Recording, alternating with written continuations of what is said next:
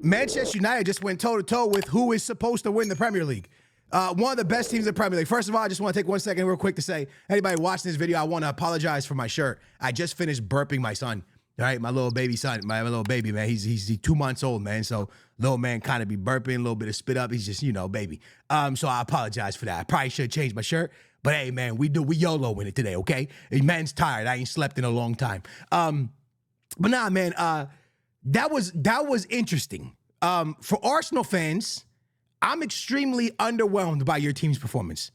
Because, and this is not me talking bad about Arsenal in any way, shape. People think I dislike Arsenal. That's not the case, bro. So in no way, shape, or form do I hate Arsenal. So let's not take that narrative. Here's the thing. I'm very critical when it comes when it comes down to it. When you want to be the best team in your country, you got to be able to take the heat, right? Because you're in the kitchen, right? That's why when you hear me talk about Benfica, I just go in. Because if you want to be the best team in your country, then you got to be able to take the heat. And the truth is, Arsenal wants to be the best team. And they have everything to be the best team. And they signed GYOKERES, and he looks completely lost. It's almost like Arteta doesn't even know how to use number 9. He does not look good. He looks awful. And I said it in a preseason game, with the same time Men scored his first header, after I said he don't score headers. That's not how Men plays. Yo, popping over the top ball to this guy and let him run onto it, bro. You saw what he did to De Ligt. He bodied him, shoulder to shoulder, bodied him, dropped De Ligt onto the floor, and didn't cause a foul. Like, that's what he does. That's what he's good at, man. Dude's tripping over the ball. Dude can't cross the ball. Dude is too far away from the box. I think the 60 minutes he was out there, he didn't even take one shot. That's not the GYOKERES I know. The truth is, now we're going to see if Arteta really knows how to manage a team correctly, because this team is fully built. Back line fire, midfield fire, front line, you got your number 9, you still got Saka. The team is fire, bro. All around, the team is fire. And if you're Ruben AMORIM, I know there's no morale victories, there's no AO, man, confidence booster, but you really got to get a confidence booster from this game for 3 reasons. First of all, I want to take my hat off to Old Trafford. It was theater of dreams, bro. It was loud. Fans were clapping. It felt like an old Manchester United day. It felt like a team with fans with optimism. It felt like a team with fans that are excited for the new season. It hasn't really felt that way for a long time around Old Trafford. So that was really nice to see. Number 2, the only reason Manchester United lost today was because of a cheesy corner. Goalkeeper did bad on it. You really should try to sign Donnarumma, if I'm gonna be real with you. But Ten Hag really screwed this team over when they signed Onana and got rid of De Gea, bro, because their goalkeeper situation is just not the best ever since that happened, right? But the corner, is it one of those cheese corners that Arsenal does? They load up the box and spam a ball in and everybody jumps at the goalie pretty much, and whatever happens, happens. Well worked goal for Arsenal, but truly outside of that, that was Arsenal's main threat, main thing, and they scored like that. I remember Saka having one where he kind of, I think it was De Ligt or maybe Harry Maguire got a foot to it. But that's really it. And then when you look at the other side for Manchester United, I could just name off incredible performances. And this is not me being biased, bro. This is me spitting facts. Brian was really good today.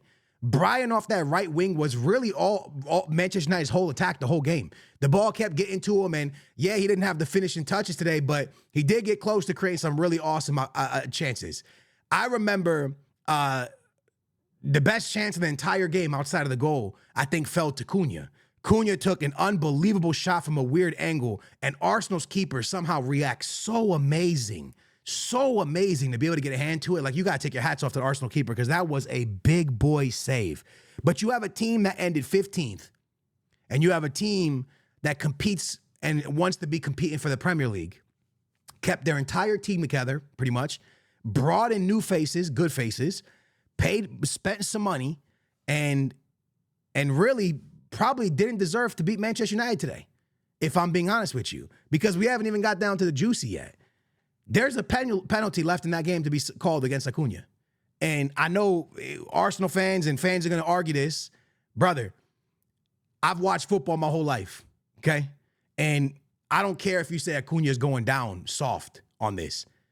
You can't go from behind on someone. You can't, even if it's side ankle, behind ankle, you can't do that, bro. You can't go through someone to get the ball. By the way, he doesn't get the ball. He plays the guy's foot. Is the contact enough for a penalty? Listen, what's enough contact? You know what I mean? What is enough contact nowadays, man? Because in some leagues, that's given. In some games in the Premier League, that's given. And then in some games, it's not. The consistency is not there with the VAR. For me, it's a penalty. I don't know how else to say it. Because for me, here's my thing, lads. Saliba's not playing the ball.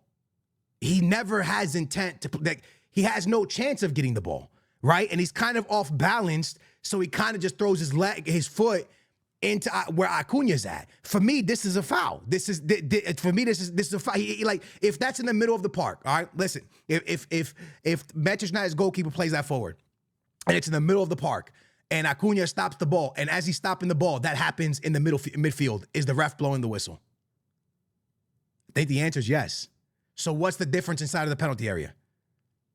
What's the difference? Because I'm confused. I'm confused to how it's not a penalty. You might say it's soft. You might say it's this. You might say it's that. There's a lot of soft stuff going on, right, in football. Football's soft now, right? So that's just what it is, and that's just what it's going to be. I think it's a penalty. I personally think 100% it's a penalty. And I do think there's a lot of sus calls in this game as well. Against Arsenal, by the way. Against Arsenal. I remember there was one where, like, Saka was kind of breaking down the right-hand side, and I forget who it was. Might have been De Ligt. I don't know who it was, but they go shoulder to shoulder, but it's a different type of shoulder to shoulder, bro. That's a foul. Like, I don't even understand how that's not given as a foul. That's a foul. So I'm not saying that the ref was robbed Manchester United. I'm saying the ref was bad. The ref was bad with certain calls and tackles for Arsenal, and I think the ref was really bad for that penalty. I think it's a penalty, dude. I think Saliba got to do way better there, bro. He's one of the best center backs in the Premier League, if not the best with VVD. For me, it doesn't make a lot of sense why he did it. But for me, I think I just don't see a world where it's not a penalty. And I wish I could pull up a picture right now. But if I go on my timeline, brother, it's everywhere. Everyone is talking about it. Literally everyone is talking about it and showing it. And there's different angles. This angle here, lads, what I'm going to do, this is what I'm going to do. I'm going to stop it. I'm going to stop it so I can show it. I'm going to stop it so I can show it, okay?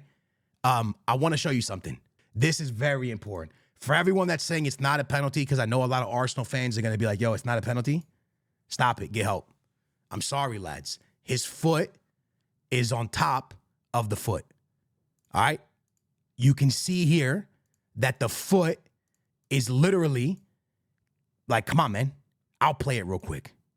Man, you can see the foot is on top. That's on top. That's a penalty, y'all.